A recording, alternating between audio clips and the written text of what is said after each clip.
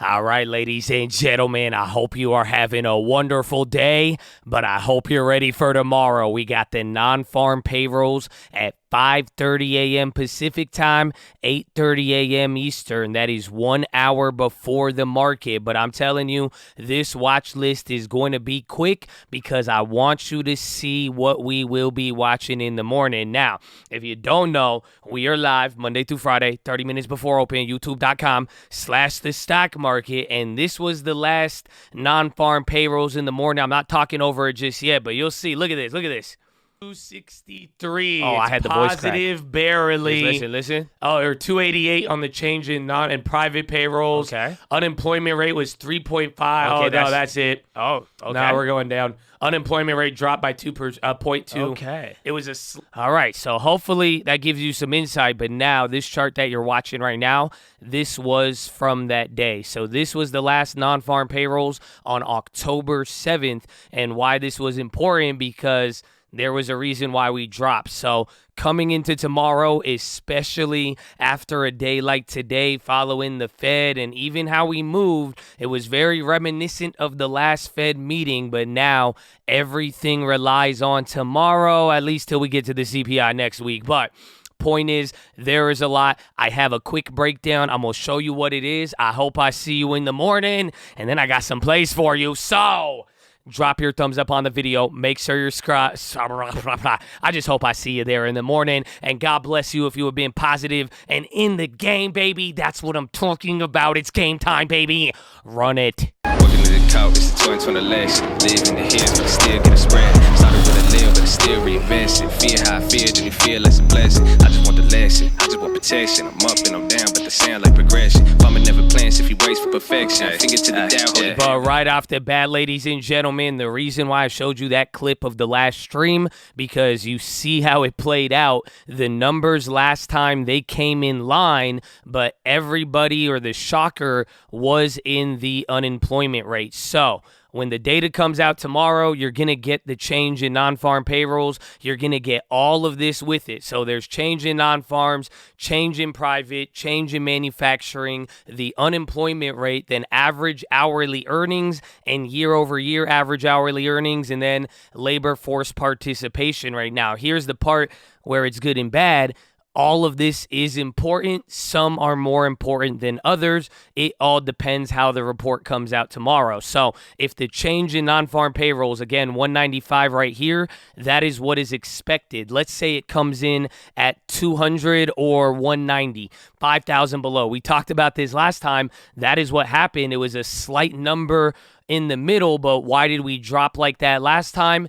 It was the unemployment rate which shocked people. Essentially, the unemployment rate went down, and that is not good. Jerome Powell wants to see more people unemployed, even though he'll say we don't want to see more people unemployed, but that's what we need. So it's all about running through the data. Depending on how tomorrow plays out, we are going to be looking at it. One, watch the top line beat, whether it beats by a lot or misses by a lot, and that is going to give you the main breakdown in the morning. If it's a big beat and the jobs number is good, higher than 195, that will be very negative for the market, and then vice versa. If the headline number comes in really low, then that will actually be very positive. But what if it comes in line, or again, it's kind of hard to read? Next thing you should jump to is the unemployment rate. If the unemployment rate goes down for any reason, that is bearish. If the unemployment rate rises, that will actually be bullish. So now, even if this number is close, or if it's kind of debatable, but that unemployment rate rises, that will actually be more bullish. So let's say both of them come in line, then it's going to be all about picking apart the average hourly earnings. So if these come down in any way, that will support the December rate hike odds in favor of a more dovish Fed. But this is the breakdown. This is how we're going to go about it. I hope you see. This is my plan. This is my logic. I don't know what's going to happen, but we have kind of steps to look at, and it's all about taking the data, responding, and interpreting it in real time. Now, before I end it right there, let me just remind you of one more thing. We keep talking about it. It is very important, but this is the main point we've been saying. You got to watch the Fed futures. They have not moved. Even today, they barely moved, and this is what we want to be watching for, because data will have the ability to move this. Again, any of the past CPIs, you'll notice any of the big drops, that's when it happened. Even this little step down right here, that was October 7th. There was a shift in rate hike odds, and then finally next week with the follow-up CPI data, it dropped. You're on the same pattern right now, or same schedule. It's not even a pattern, but hopefully you see what I'm saying here. We know what we're looking for, and this is what we're going to see. We don't know how it's going to play out. Take this data to get your answer, but then also we got our confirmation with the Fed futures, as that still needs to be answered since Powell, and that will, in my opinion, determine hawkish or bearish for the next couple of weeks here. So we will see what happens, but that's the main rundown. I hope it helps you. And again, here's just a look at how today played out. It was a wild one. Actually, are the futures? Oh, it's already 3:14. Hold on, let's do the future check. I didn't even see this already. So these are actually open. And yeah, we've already gapped down by a quarter. Interesting. We'll see. I don't know. I'm going to get ready for this. I made a trade last night, but we'll talk about it. But let us get into the plays. Actually, it's very, very simple. I don't have any plays for you. Again, I'm going to go about responding tomorrow, letting that guide me and finding plays from there. But there is one play that I really like, and I actually made an option trade today, and it was Qualcomm. So you'll see here, I actually started with like 500 shares. That was my bad. I meant to do 50. I ended up making like $75 or $100 off of it. I closed out very, very quick, and then I reopened my 50 shares at 104.08 in the morning. Then I closed out of my Tesla. Might as well tell you this now before I get to there, but closed out of that one for like a 298 loss. Then I opened up a short on the ES at 3723. Got like 10 points. It was a couple $100, and then you'll even see right here, I had a closeout of a short at 4 in the morning. That's because I took a trade like at late at night. Where is, I don't even know. I think I made a lot of trades today. Yeah, right here. Literally 21.41. It was like 9. I shorted it pre-market. I covered in the morning. I had to go pee in the morning before I even went live. I was like $1,600.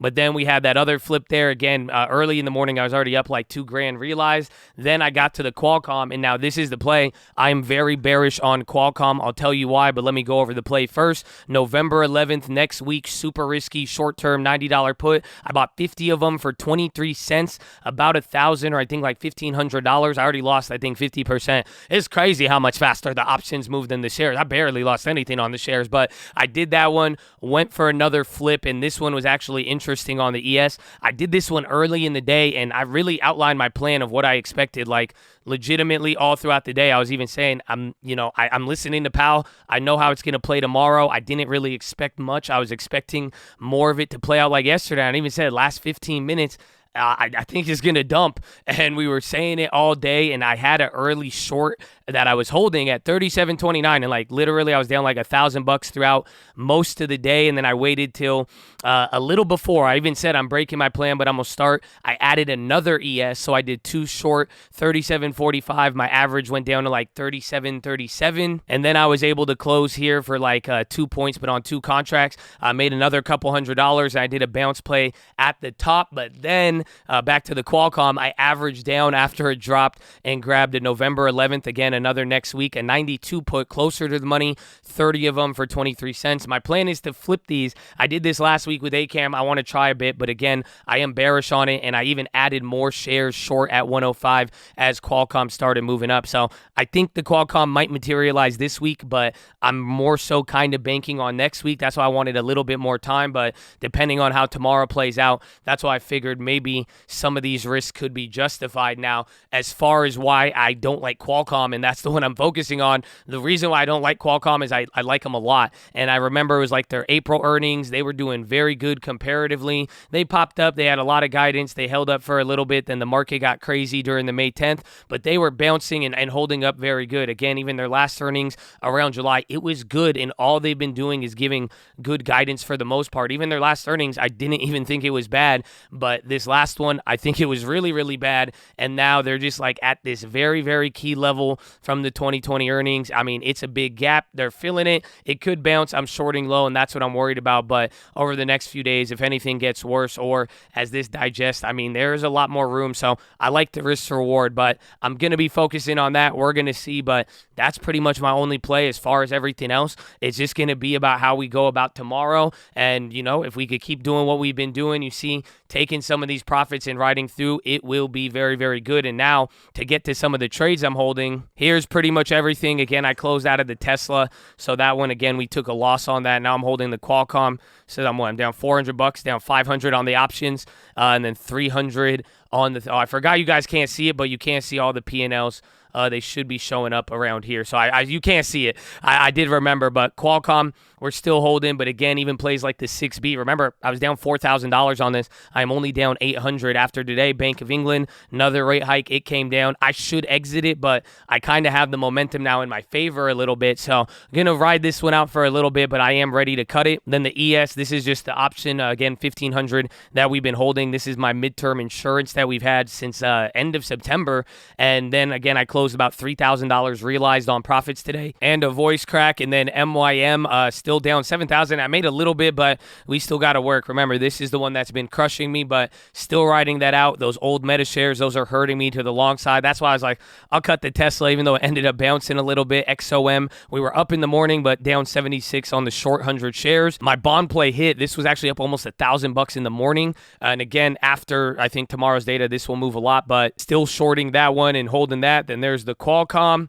Again, it's saying open. I think that's just on the shares, but I'm down 500 on the options. So that should show you the difference a little bit. And then the yen, we're still in that on those China plays from, I think, last week when that news happened. And that's pretty much it. But tomorrow's going to be exciting, Chad. I hope you're locked and loaded in the game because you are prepared. It's going to be exciting. We'll be there in the morning. And I hope you're ready for the end of the year. But that is your watch list, ladies and gentlemen. Make sure hydrate, healthy, ready to go. Make sure post your watch list. Make sure we see you there in the morning. I need the armor on. I need the helmet shining. I need you to remember, baby, if it doesn't change your behavior, what good is that belief? What's the point of believing if it don't bring about something real, baby? So it's game time. If you believe, you act on it. But guess what? Even in the market, your event is already here. You only got 60 more days till the end of the year. Let's make it some good ones filled with discipline, determination, and everything, baby. But, Chad, I love you. I'll see you in the morning, and get ready, and peace out. It's not as awkward when you can't see me, huh?